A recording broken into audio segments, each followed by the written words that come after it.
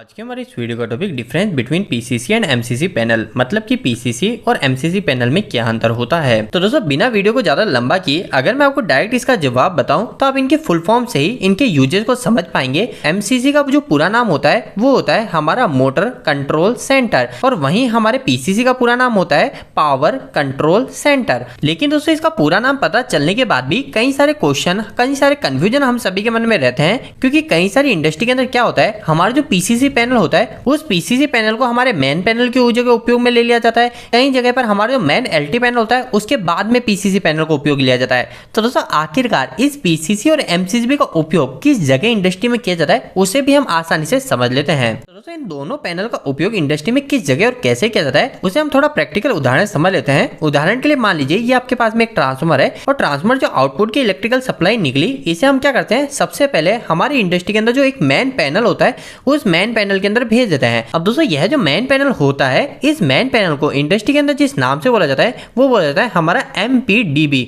मतलब कि main panel distribution board. लेकिन दोस्तों यहाँ पर आपको एक बात का ध्यान रखना है कि सभी इंडस्ट्री के अंदर आपको इस पैनल को मेन पैनल बोलते हुए नहीं दिखेंगे। कई सारी इंडस्ट्री के अंदर तो इसे एमपीडीबी ही बोलेंगे, लेकिन इसके अलावा कुछ इंडस्ट्री के अंदर इसे पीडीबी बोल देंगे, मतलब कि पावर डिस्ट्रीब्यूशन बोर्ड भी बोल देंगे। इसके अलावा कई सारी इंडस्ट्री के अंदर इसे पीसीसी पैनल भी बोल दिया जाता है। लेकिन दोस्तों जैसा कि हम सभी को पता है कि हमारा जो पहले वाला पैनल है ये हमारा मेन पैनल है, क्योंकि ये ट्रांसफार्मर के बाद में नंबर 1 पे लग रहा है, और इसी की मदद से ही हमारी इंडस्ट्री के अंदर पूरी डिस्ट्रीब्यूशन होगी। तो इसलिए आपको ध्यान रखना है यह जो पैनल होता है यह हमारा पैनल का नाम होता है एमपीडीबी, मतलब कि मेन पैनल डिस्ट्रीब्यूशन बोर्ड।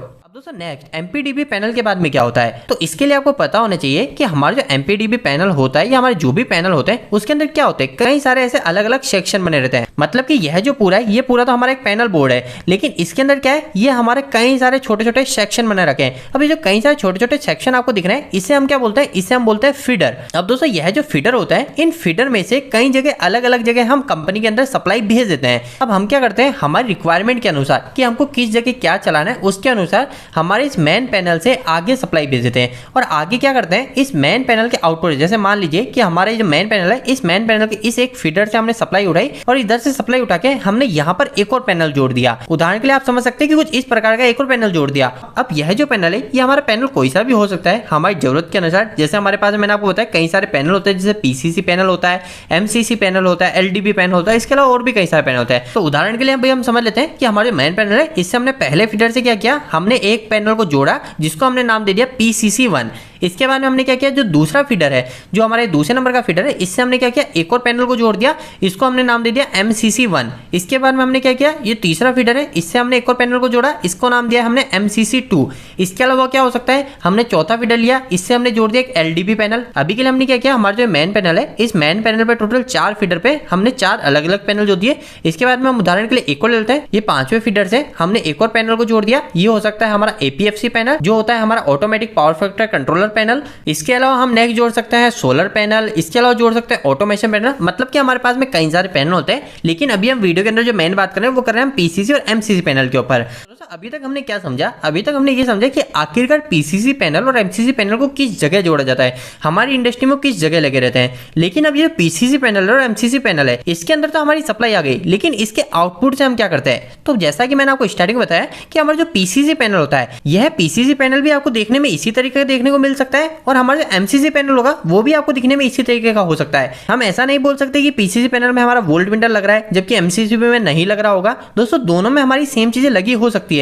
फर्क ये आ जाता है कि हमारा जो एमसीसी पैनल होता है, ये एमसीसी पैनल मेनली डिजाइन किया जाता है हमारी मोटर को कंट्रोल करने के लिए। हमारी जो मोटर होती है कई सारी, जो स्टार डेल्टा स्टार्टर होता है, हमारा डियोल स्टार्टर होता है, तो ये सभी जो चीजें होती है, ये सभी जो स्टार्टर होते हैं, ये ज्यादातर आपको एमसीसी पैनल में देखने को मिलेंगे। जैसे उदाहरण के लिए मान लीजिए कि अगर ये हमारा एमसीसी पैनल है, तो इसके अंदर जब आप इसके फीडर पे जाओगे तो आप देखोगे इसके फीडर पर क्या होगा, यहाँ पर आपको कई सारे स्टार्टर देखने को मिल सकते हैं इसके फीडर के अंदर। या फिर यह भी हो सकता है कि इस फीडर से हम आगे सप्लाई दे रहे हो और आगे हमने स्टार्टर जोड़ रखा हो, हमारी जो मोटर है इस मोटर के पास में हमने कोई स्टार्टर जोड़ रखा हो, ऐसा भी हो सकता है। लेकिन हमारा मेन क्वेश्चन क्या है, तो मेन क्वेश्चन ये कि आखिरकार एमसीसी पैनल का काम क्या है। एमसीसी पैनल का काम यह पैनल हमारी मोटर को सप्लाई देने में उपयोग में लिया जाता है। अब दोस्तों यहाँ पर आपको एक बात और ध्यान रखनी है, ऐसा बिल्कुल भी नहीं है कि आप सिर्फ एमसीसी पैनल से ही मोटर को सप्लाई दे सकते हो। आप चाहो तो पीसीसी पैनल से भी दे सकते हो, आप चाहो तो हमारे मेन पैनल से भी दे सकते हो, क्योंकि सभी के अंदर हमारी सप्लाई तो सेम है। हमारी जो मोटर है उस मोटर को क्या चाहिए, हमारी मोटर को तो 415 वोल्टेज चाहिए, वो मोटर हमारी चल जाएगी, उसको किसी चीज से मतलब नहीं कि वो किस पैनल से आ रही है।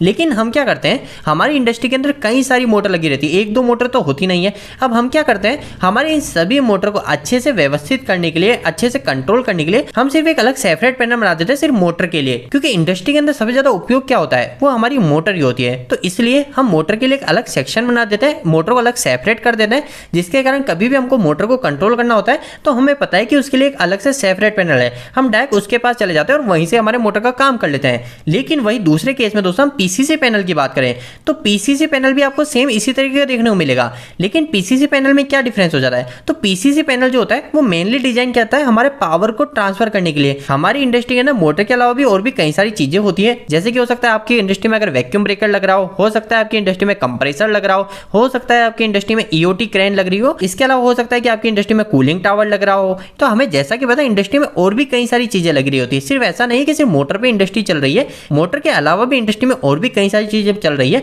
तो उन सभी चीजों को पावर भेजने के लिए हम हमारे पीसीसी पैनल का उपयोग लेते हैं। लेकिन अगर हम एमसीसी पैनल की बात करें तो ये जो एमसीसी पैनल होता है इसका पूरा नाम होता है मोटर कंट्रोल सेंटर, जो कि हमारा मेनली यूज किया जाता है मोटर को कंट्रोल करने के लिए। और हमारा जो पीसीसी पैनल होता है इसका नाम होता है पावर कंट्रोल सेंटर, और इसको जो उपयोग लिया जाता है वो हम लेते हैं हमारी कई जगह पर अलग अलग जगह पावर भेजने के लिए। तो दोस्तों उम्मीद है कि आज के इस वीडियो के माध्यम से आपको पीसीसी पैनल एमसीसी पैनल क्या होता है, इनमें क्या डिफरेंस होता है, और इसके अलावा आपको थोड़ा इंडस्ट्री में पावर कैसे डिस्ट्रीब्यूशन होता है उसके बारे में भी क्लियर हो गया होगा। आपको यह वीडियो कैसा लगा प्लीज वीडियो को लाइक करके जरूर बताएं।